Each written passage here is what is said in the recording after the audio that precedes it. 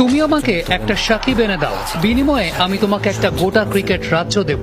Australia বলে আমাদের একটা স্মিথ আর একটা স্টার্ক আছে, বাংলাদেশ বলে আমাদের একটা সাকিব আছে। উন্নাসিক ইংল্যান্ড আক্রমণ সাজায় ভাড়া করা স্টোকস আর আর্চার দিয়ে। বাংলার সমরকৌশলে রক্ষণ আর আগ্রাসনের প্রতীক ঘরের ছেলে সাকিব। গোটা বাংলা থেকে যা বেরিয়েছে একটাই, ভুল। গোটা বিশ্ব থেকে সাকিব ওই একটাই বেরিয়েছে।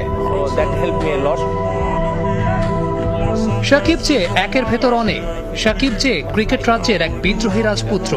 22 গজের ওই রাজ্যে সাকিবের সামনে দাঁড়ানোর যোগ্যতা রাখে কজনা। কজনা সাহস পায় সাকিবের ওই রক্তচক্ষুকে চ্যালেঞ্জ দিতে।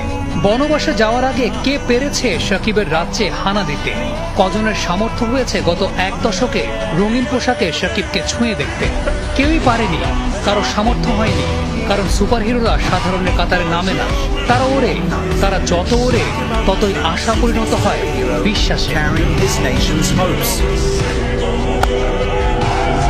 বাংলাদেশ সফরে আসা সাদা বলের ক্রিকেটে উইন্ডিজের যে গোটা কয়েক অলরাউন্ডার আছে তাদের সবাই